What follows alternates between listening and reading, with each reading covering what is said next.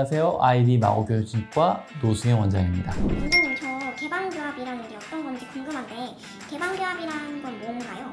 개방교합이라는 거는 대부분 이제 전치부 개방교합을 말씀하시는 경우가 많을 텐데 구치부 개방교합은 흔치도 않을 거고 앞니끼리 서로 맞닿지 않는 경우를 이제 전치부 개방교합이라고 합니다. 위에 앞니가 아래 앞니를 덮어줘야 되는데 덮지 못하고 열린 거죠. 그러니까 조금 바람이 새는다고 생각할 수도 있겠고요.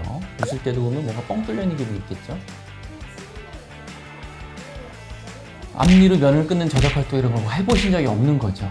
이분들은 앞니 쪽을 한 번도 활용을 해본 적이 없으신 분들이기 때문에 이가 맹출하면 이렇게 마멜론이라 가지고 치아가 약간 일자로 되는 게 아니라 조금씩 울퉁불퉁하거든요. 발효력 때문에. 근데 울퉁불퉁한 게 앞니로 절단 활동을 한다거나 기능을 쓴다면 좀 살짝씩 닳아버리거든요. 근데 그게 한 번 쓴 적이 없기 때문에 그 절단연이 마멜론이 그대로 살아있습니다. 개방교합은 왜 생기는 건가요? 혹시 생활 습관이 원인이 된다거나 여러 가지로 나눠볼 수 있어요. 첫 번째는 그냥 이가 상악 전치부, 하악 전치부가 맹출이 되다 만 거예요. 그런 경우도 당연히 개방교합이 생길 수 있겠죠. 맹출이 계속 돼서 서로 습관이 덮어야 되는데. 두 번째 같은 경우는 이제 생활 습관 때문에 그렇습니다. 손가락 빨기 습관, 애기들의 아니면 혀내밀기 습관, 손가락 빨기 습관이 형성이 되다 보면 혀내밀기 습관이 또 동반이 돼요. 왜냐면은 뭔가 목 넘김을 할 때 음압이 마이너스 압력이 생겨야 돼서 목 넘김이 생겨야 되는데 무언가 개방이 됐다는 거는 마이너스 압력을 만들 수 없는 거니까 혀가 여기서 맞게 되는 경우가 생기죠.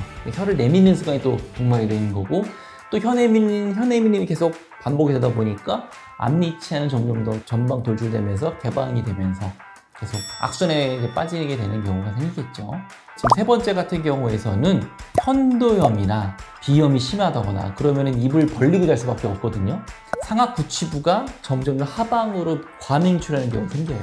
그러면은 어금니를 먼저 닫고 전치부는 닫지 않는 상황이 생기기 때문에 덜 다치긴다는 거죠. 그러면은 이런 식으로 앞니 쪽이 덜 다치는 사례가 생겨가지고 개방교합이 생기는 경우가 있습니다. 그럼 그대로 방치하면 계속 더 심해지는 건가요?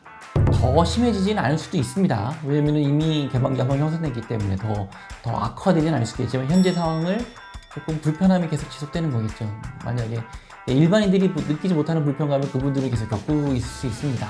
부정치료 사례를 조금 볼 수 있을까요? 이 여성분 같은 경우에는 심한 개방교합이었습니다.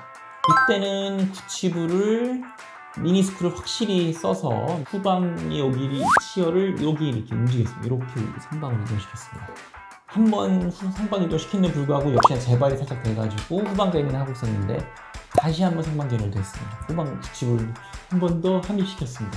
이 정도까지는 이제 개방교합 해결에 따라 봐서 확실히 전체적 후방 견인 시도해봤고 수직적으로 잘 덮고 있는 걸 봤고요. 위에 상악치열, 전치부는 이동한 게 전혀 없습니다. 근데 하악치열이 저절로 닫혔기 때문에 개방교합이 해소되겠다는 걸 볼 수 있겠습니다. 만약에 이 상황에서 하방을 억지로 끌어냈으면은 그렇게 해결할 수 없을 뿐더러 이 웃을 때 잇몸 웃을 억지로 만드는 거겠죠. 이 상황이기 때문에 그런 거는 부적절한 치료를 하고 수 있겠습니다. 이때는 입술에 의해서 가려졌죠. 근데 이제 나중에 미소가 보면은 아래 입술, 아래 치열도 보이고 아래 입술에 맞게 위에 상악치열의 미소선이 잘 형성되었다 볼 수 있겠습니다.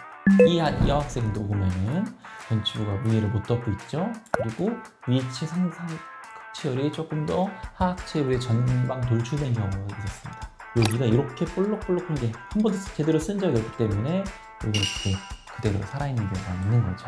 위에 치열은 어느 정도 레벨이 맞는데 하악치열 같은 경우는 가다가 좀 내려갔다는 경우가 있죠.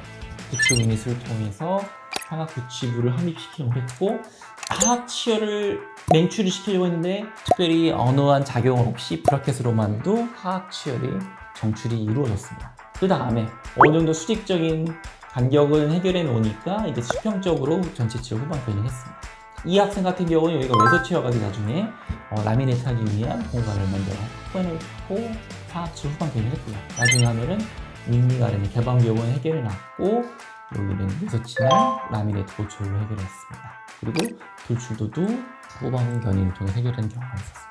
개방교합 있는 분들은 아래 치열이 안 보이기 때문에 입술이 되게 가려지는 경우가 많거든요. 이렇게 오는 경우가 많은데 나중에 활짝 웃어도 아래 치열이 위에 치열을 잘 덮여져 있다라는 걸 확인해 볼 수 있겠습니다.